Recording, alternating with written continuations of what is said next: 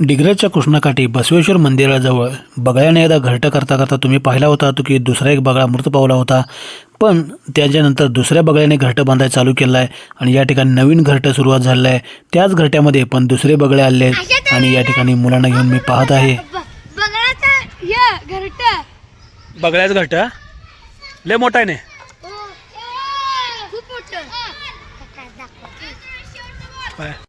Mobile वर करताना चुकून सटकला आणि माझ्या नाकावर पडला आणि पुन्हा खाली पडला. मोबाईल पण फुटलाय. मोबाईल पडल्यावर हसा लागला की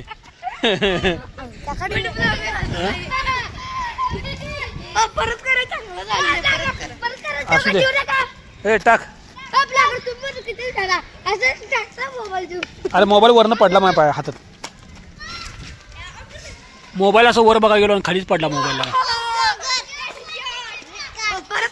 अहो तिथं मधमाशीचं पोळा आहे तिथं. काढूया का एकदा आणि दा नको. या ठिकाणी जे मधमाशीचं पोळं आहे त्याला आपण थोडंसं हलवलं होतं, पण बसवेश्वर मंदिराजवळ आहे म्हणून ते आपण काय काढलं नाही. हात निसटला रे एकदम. मोबाईल धरला होता हात निसटला. मधमाशीचा पोळा. दाखव. मधमाशीचा पोळा बघा. काढणार आहे का? कसा दिसतो? काढणार आहे काय? नाही मी काय काढत नाही. मला दोनदा चावले तोंडाला आणि डोक्याला 2 चावल्या. आणि आता काढता काय परत? आता नाही आता भ्या वाट लागली मला. मग आरो जातो काढतो का? तू काढतोस का बाबा?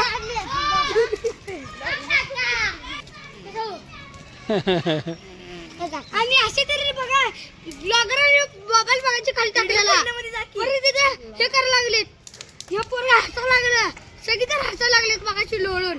मोबाईल सांगा तुम्ही काका. मोबाईल फुटला नाही नशीब. हा फुटला असला तर नशीब. वाट लागली असती.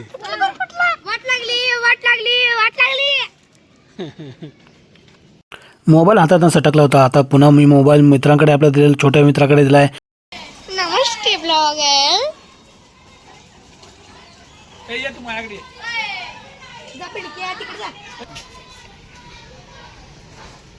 डिग्रजच्या कृष्णाकाठी बसवेश्वर मंदिराजवळ उभारलो आहे आपण आणि बसवेश्वर मंदिराची पाठीचा बोर्ड बहुतेक नवीन केला आहे. आणि ही जी मुलगी आहे ही जी खेळत असताना आपला हा छोटा मित्र मात्र दंगा करला आहे. हा काहीतरी गाणं म्हणू लागला आहे, कव्वाली का काहीतरी सुरात पोवाडा म्हणू लागला आहे. आणि ही जी मुलगी आहे आता आपण त्याचा आवाज बारीक केला आहे पूर्णपणे. ही जी मुलगी बसवेश्वर मंदिराच्या कट्ट्यावर ही कशी चालली आहे बघा, रेंगाळत. हिचा एक वेगळाच खेळ चालू होता. याचा दोघांचा त्यात तो देखील जॉईन झाला. बगळ्यावर बसून आली. बगळ्याच घरट दिसते का? ए आला बगळा आला घरट तुचित ना घेऊन आला. काहीतरी आहे का? घर बनवायला आहे. 2 बगळ्या आहेत मोठी मोठी.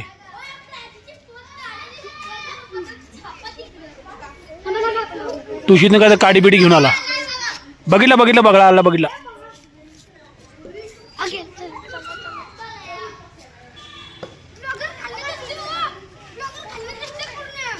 खालनं दिसते का पूर्ण?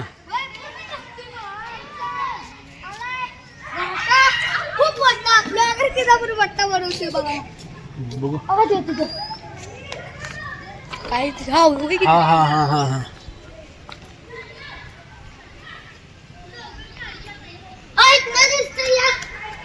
ब्लॉगर त्या साईडने पण दिसतो.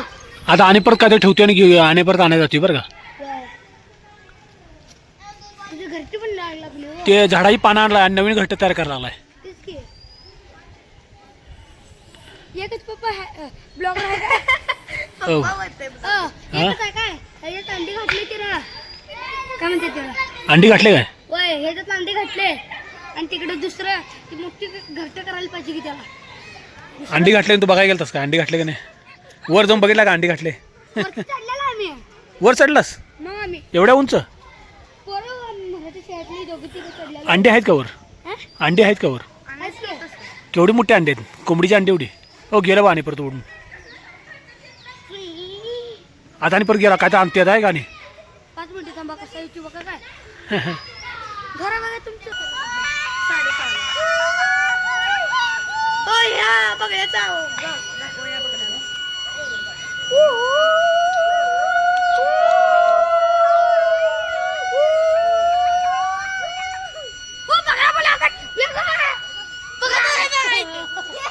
अरे आला आला आला आला आणि परत आला की भोंगा चालू होऊन बंद होऊपर्यंत बगळा आला की परत. आता जो भोंगा वाजला तो भोंगा डिग्रजच्या कृष्णाकिनारी कोणत्याही कारखान्याचा किंवा कशाचा नाही, तर दूध घालायसाठी लोकांसाठी सूचना यायसाठी भोंगा असतो. बरोबर 6ला भोंगा वाजतो म्हणजे दूध संकलन चालू झाले. दूध घालाय डेअरीमध्ये सर्वांनी या. श्री बसवेश्वर मंदिर आता जाता बसवेश्वर मंदिराच्या आतमध्ये जाऊन आपण थोडंसं दर्शन घेऊन जाऊया. आणि बगळ्याचं घरटं मात्र सुखरूप इथं बांधायचं चालू आहे. एक बगळा मात्र नंतर मेला होता, पण नंतर दुसरं बगळ्याने त्याची जागा घेतली आणि दुसरं बगळ्याने मात्र घरटं बांधायचं चालू ठेवलं आहे. अशा प्रकारे आता ही बगळे परत मोठे होतले आणि डिग्रजच्या कृष्णाकिनारी जातील. शाळा सुटलेली आहे आणि शाळाची मुलं देखील येत आहेत आता. त्यासाठी काड्या जोडणी करायला आहे बसवेश्वर मंदिराच्या इथं डिग्रजच्या कृष्णाकाठी डिग्रजच्या कृष्णाकाठी मोठा बगळ्याचं घरटं. मोठ्या बघायचं घरट लय मोठं आहे. ब्लॉगर कुठं आहे? बघा लागली तुम्ही ब्लॉगर आता ते ही करायला गेला की त्या जेवण हुडकायला गेला. खाला जेवण हुडकायला. फिरवा लागले. अरे ते काड्या नाही गेलाय, मोठ्या मोठ्या झाडाच्या काड्या तोडून आणला आहे. युहू ब्लॉगर हे करतं काय त्या बघायचं? हा हे आहे घरचं. होय तेच घरट आहे. व्हिडिओ हो काय नाही करा हे लाल आणि पांढरा बगळा आला बघ. हो यो लाल आणि काळा बगळा आला. बगळ्याचं नाव काय आहे? परी. काय रे चालतंय चल पिलू घरला चल जाऊ. मी बी आलो चल. होय माझं पोरं काय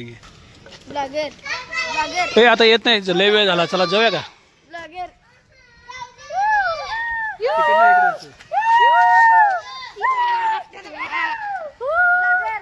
जाऊ आता मी. आपल्यासोबत जे काका असतात नरसू काका, त्यांचा नातू आला इथं. टिकली बाहेर लावले की काय नाव आहे त्याचं?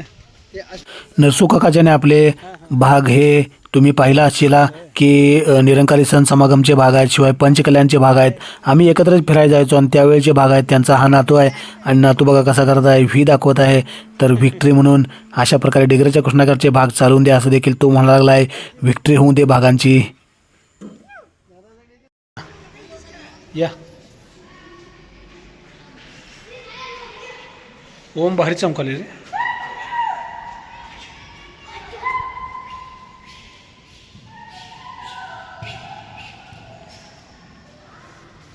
बगळ्याचं घरटं पाहून झाल्यावर जाता आता बसवेश्वर मंदिरात पाया पडून जायचं आपण आता.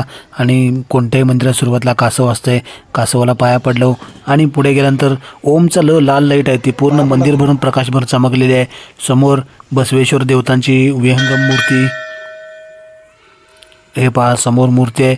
आणि उजव्या बाजूला त्यांच्या म्हणजे या साईडला ते इकडे आपल्या उजव्या बाजूला नंदी बैल आणि या साईडला नंदी बैल आणि पिंड अशा दोन्ही मूर्ती आहेत. म्हणजे एकूण टोटल 3 दगडी मूर्त्या आणि एक पितळेची मोठी बसवेश्वरांची मूर्ती अशा प्रकारे ह्या गाभाऱ्यात आहेत.